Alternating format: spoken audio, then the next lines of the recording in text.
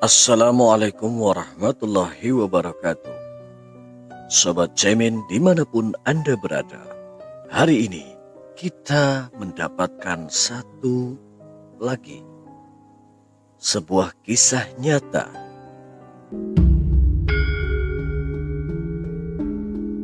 Bismillahirrahmanirrahim. Di mana waktu itu dia sama istrinya itu kerja di sebuah keluarga gitu ya. Dia kerja di sebuah keluarga yang boleh dibilang lumayan cukup, lumayan kaya. Itu di desa sebelah. Tapi gue nggak tahu masalah kebenaran cerita ini bener atau enggak. Itu gue nggak tahu.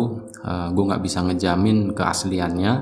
Karena ya itu tadi, ini cerita gue denger dari orang lain, dari temen gue itu. Nah, sebelum ke cerita, seperti biasa gue pengen ngucapin banyak-banyak terima kasih buat kawan-kawan subscriber semuanya. Terima kasih atas support dan dukungannya. Dan terima kasih juga buat kawan-kawan yang baru mampir, baru main, baru nengokin channel Lapak Horor ini.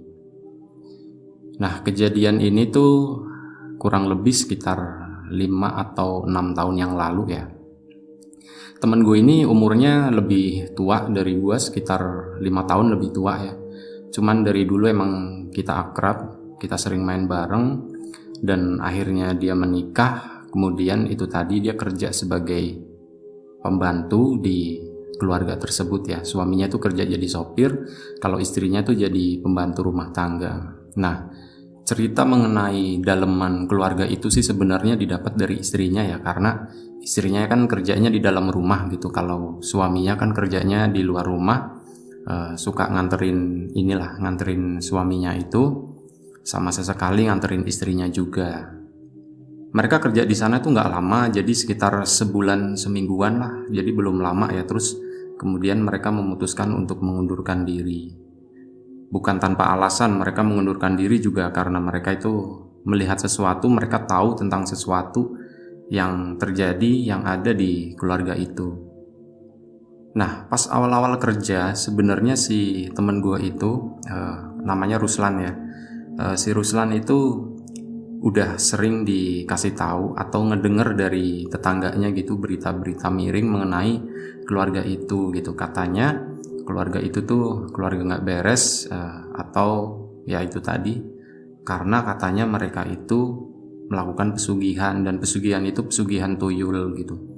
Jadi pas waktu itu memang sering banget ya kejadian kayak tetangga tuh duit hilang segala macem. Itu sering banget. Dan memang di keluarga tempat Ruslan kerja itu boleh dibilang nyari duitnya tuh nggak jelas gitu ya. Kayak misal si Ruslan nganter suaminya gitu, itu cuman ya kayak makan siang doang, terus ya nggak tau lah, dia cuman jalan-jalan aja terus nanti pulang lagi kayak gitu. Jadi emang kalau kata si Ruslan juga emang nggak tahu, maksudnya kalau ditanya si suami usahanya apa, ya dia juga nggak tahu gitu. Pokoknya kesehariannya tuh lebih sering kayak gitu. Kalau kata istrinya Ruslan, si ibu bos yang di rumah itu juga ya nggak ada usaha apa-apa, jadi cuman di rumah aja diem jadi ibu rumah tangga gitu. Nah, berita yang beredar keluarga itu tuh melihara tuyul. Mungkin teman-teman udah pernah kali ya nonton film lama ini yang ada film tuyul gitu kan. Ya kurang lebih kayak gitulah. Cuman kalau menurut penuturan mereka berdua, si Ruslan sama istrinya, itu beda sama kayak yang di film-film. Kalau di film-film kan itu tadi suaminya melihara, si laki-laki melihara tuyul gitu, terus istrinya yang jagain di rumah, jaga lilin gitu kan. Nah, untuk kasih makan tuyulnya itu kalau nggak salah itu dikasih darah ayam atau apa gitu ya, gue lupa. Nah, berdasarkan cerita mereka berdua, ini tuh beda gitu. Mungkin yang namanya metode kayak gitu selalu berkembang juga kali ya. Mungkin beda-beda ya, beda orang, beda apa, perjanjiannya pun beda gitu, mekanismenya beda. Gue juga nggak tahu sih sebenarnya kayak gimana. Ini ya gue ceritain berdasarkan apa yang mereka ceritain aja. Jadi suatu hari gitu, yang bikin si istrinya Ruslan itu yakin kalau bosnya itu pelihara tuyul, pernah suatu malam dia nggak sengaja gitu, mungkin udah agak malam ya, sekitar jam 10 malam gitu kan. itu istrinya tuh nggak sengaja masuk ke dalam rumah gitu karena mau ketemu sama ibunya. Dia tuh mau izin pulang. Nah, pas udah masuk di ruang tengah gitu kan, dia tuh udah berada di depan kamar, tapi kamarnya pintunya tuh ngebuka sedikit gitu, dan dia belum sempet ketok-ketok gitu ya. Dia baru berdiri di depan kamar bosnya ya waktu itu. Nah, dia tuh ngelihat bosnya di dalam kamar itu dengan satu sosok gitu ya. Itu sosok kecil sebesar anak kecil lah ya, mungkin ukuran bayi di bawah 1 tahun lah, pokoknya masih kecil gitu. Dia tuh lagi nenenin bayi itu tadi. Nah, setahu istrinya Ruslan, si suami istri itu kan belum punya anak, makanya dia agak bingung gitu kan pas ngeliat, wah itu lagi nenenin siapa ya katanya.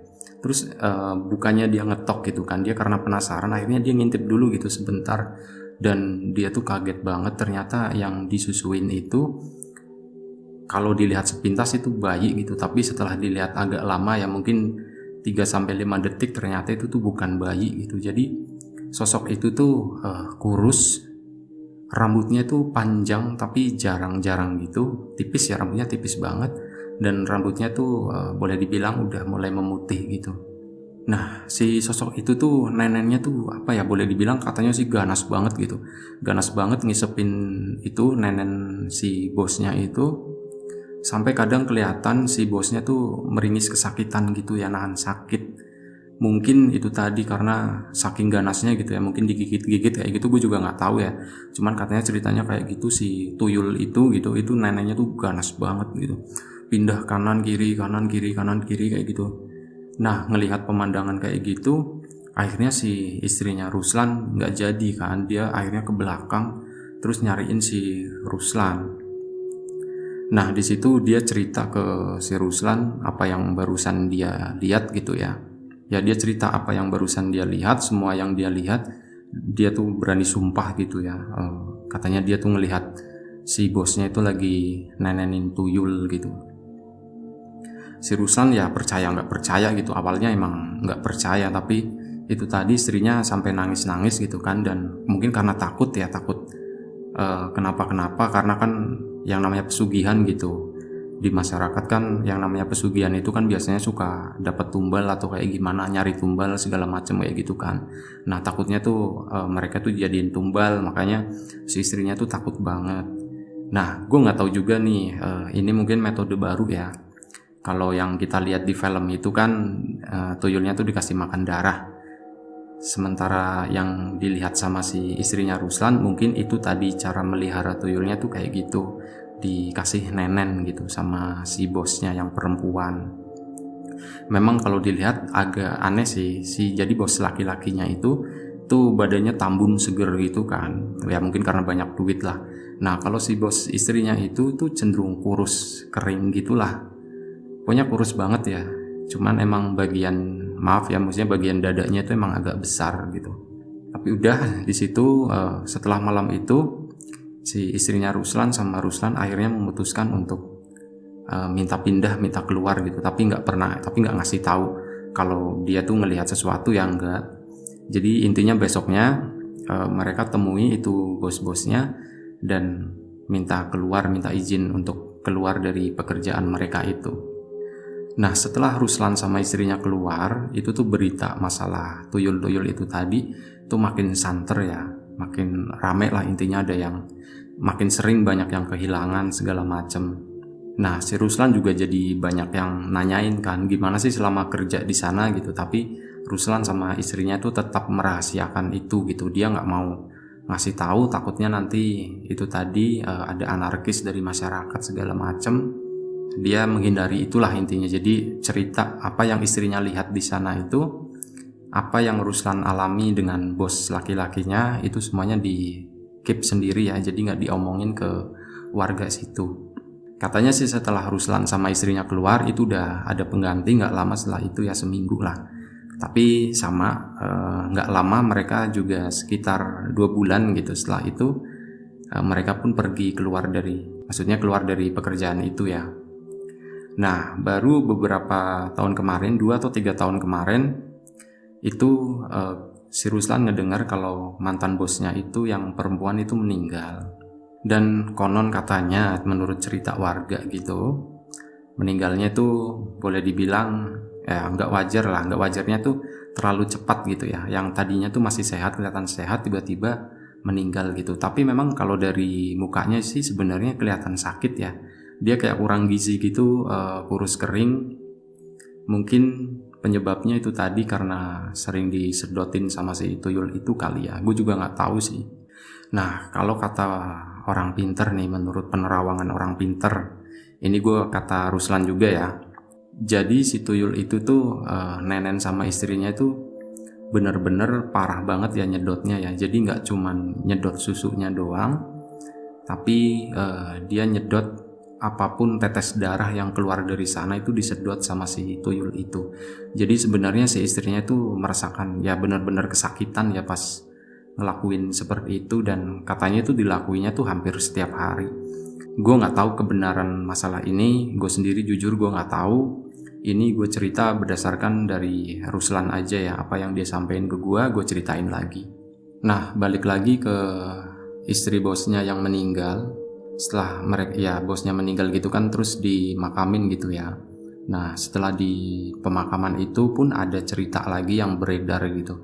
Katanya di jenazahnya gitu, di mayatnya itu tuh keluar darah terus ya di bagian dadanya gitu. Jadi gue nggak tahu, mungkin ada luka kali ya di bagian itu, di payudaranya, dan itu ngakibatin itu tadi darahnya tuh keluar terus sampai bahkan mau dikuburin gitu tuh masih bercak merahnya tuh kelihatan banget gitu, dan warga situ semuanya ngelihat itu.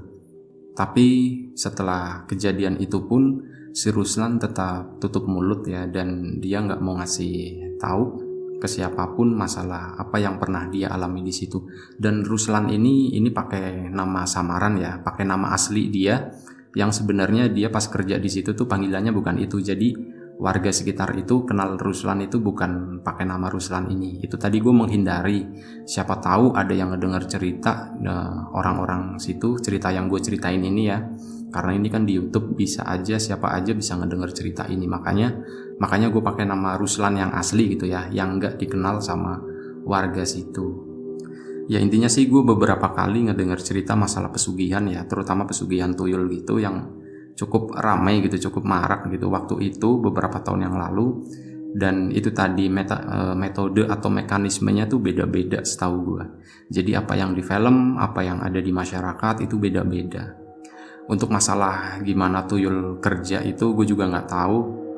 Itu ya mungkin yang paling tahu si bosnya Ruslan itu ya, kalaupun bener dia melakukan pesugihan tuyul itu. Nah, kurang lebih itulah salah satu cerita tentang pesugihan yang diceritain sama temen gue si Ruslan. Dan Ruslan ini nama asli dia yang tidak dikenal sama warga masyarakat di sekitaran tempat dia kerja dulu itu. Demikianlah, semoga dapat menghibur kalian dan bisa membuat bulu kuduk merinding. Sobat Cemin, jangan lupa like, komen, share, dan subscribe supaya channel ini semakin berkembang dan bisa senantiasa memberikan cerita-cerita misteri yang bisa membuat bulu kuduk merinding.